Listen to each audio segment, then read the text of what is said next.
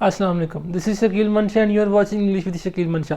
आज हम बात करेंगे रिलेटिव प्रोनाउन की। बहुत इंपॉर्टेंट टॉपिक है ये, और ये प्रोनाउन भी बहुत इंपॉर्टेंट है। सबसे पहली बात ये तो relative is derived from relation. Remember, relation से निकला है। क्या करता है, सेंटेंस के एक पार्ट और दूसरे पार्ट के दरमियान रिलेशन क्रिएट करता है।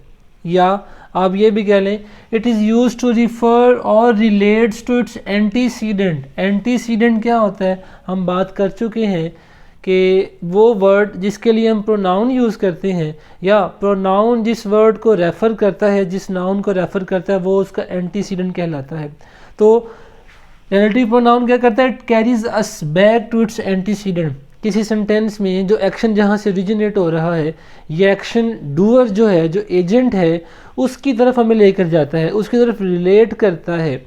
मिसाल के तौर पे तुमने देखिएगा, I met Ali who had just come. अब हु किसे रेफर कर रहा है, अली की तरफ।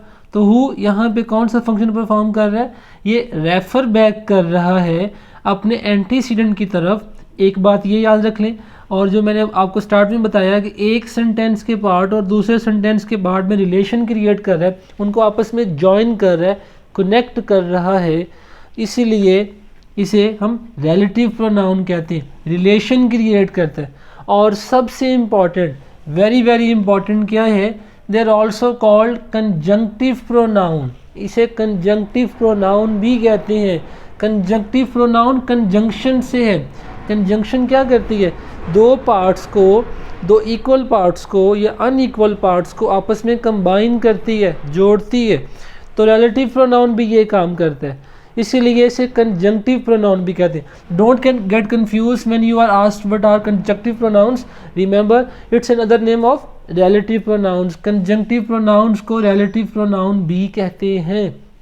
एक और जुमला देखें, he has found the pen which he lost. अब विच की तरफ रेफर कर रहा है, पेन की तरफ। वो पेन जो उसके पास से गुम हो गया था, वो उसे वापस मिल गया। तो रिलेटिव प्रोनाउन क्या करता है, रिलेशन क्रिएट करेगा, कंजंक्शन का काम करेगा, या रेफर बैक करेगा, रिलेट करेगा टू इट्स एंटीसीडेंट। और कौन कौन से प्रोनाउंस होते हैं, हु, विच और डैट। ये तीनों जो प्रोनाउंस हैं, ये रिलेटिव प्रोनाउन का फंक्शन परफॉर्म करते हैं। अच्छा, सबसे इम्पॉर्टेंट चीज़ क्या है, that is the usages of who, which और डैट की कोई फॉर्म नहीं होती, लेकिन हु जो है वो अपने डिफरेंट फॉर्म्स लेते हैं। इसकी 3 फॉर्म्स होती हैं डिपेंडिंग अपॉन इट्स यूजेज, किस पोजीशन पे यूज़ हो रहा है या किस सेंस में यूज़ हो रहा है। सबसे फर्स्ट वन नोमिनेटिव, हु का जो नोमिनेटिव उसकी जो फॉर्म है वो हु है। इसकी जेनेटिव फॉर्म जो है वो हुज है, जब ये पोजेशन शो करने के लिए होगा या रिलेशन शो करने के लिए। और एक्यूजिटिव फॉर्म जब ये ऑब्जेक्ट के तौर पे यूज़ होगा। हुम हम नॉर्मली यूज़ करते थे, लेकिन आजकल हु भी एक्सेप्टेबल है। एग्जाम्पल्स देखिएगा, this is the boy who works hard. अब यहाँ पे देखें, हु की जो कौन सी रिलेटिव प्रोनाउन की कौन सी हमने फॉर्म यूज़ की है, हमने नोमिनेटिव जो है ना वो फॉर्म यूज़ की है। This is the boy whose work is done. अब यहाँ पे जो हुज है ये पोजेशन शो कर रहा है वर्क के ऊपर, तो जेनेटिव का काम कर रहा है। यहाँ पे हमने इसकी फॉर्म चेंज कर दी। और थर्ड जुमला देखें, this is the boy whom we all like. अब यहाँ पे ये एज एन ऑब्जेक्ट यूज़ हो रहा है, एक्यूजिटिव फॉर्म में यूज़ हो रहा है।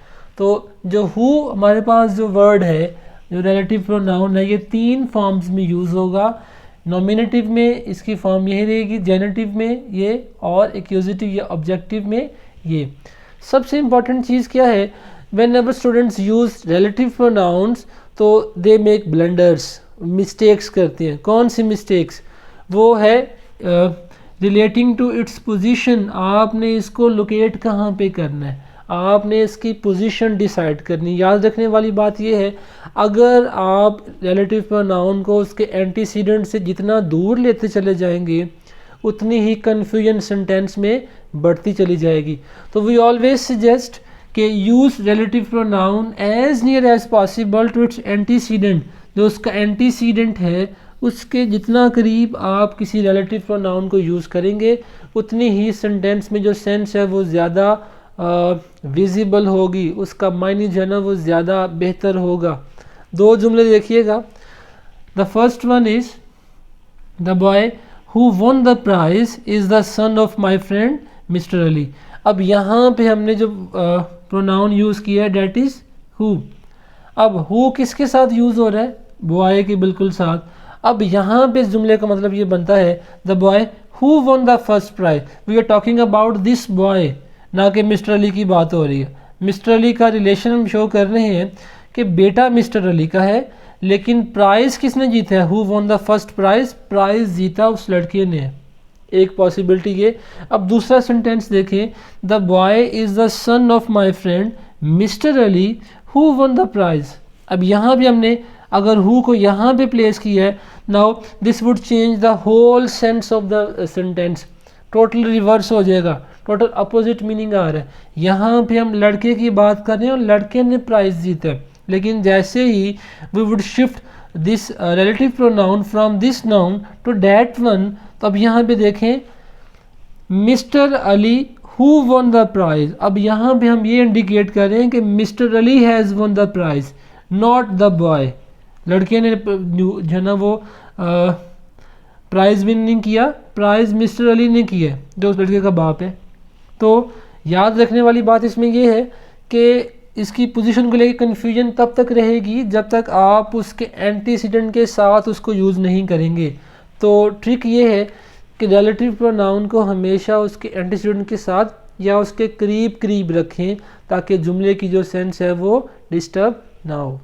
Thank you so much.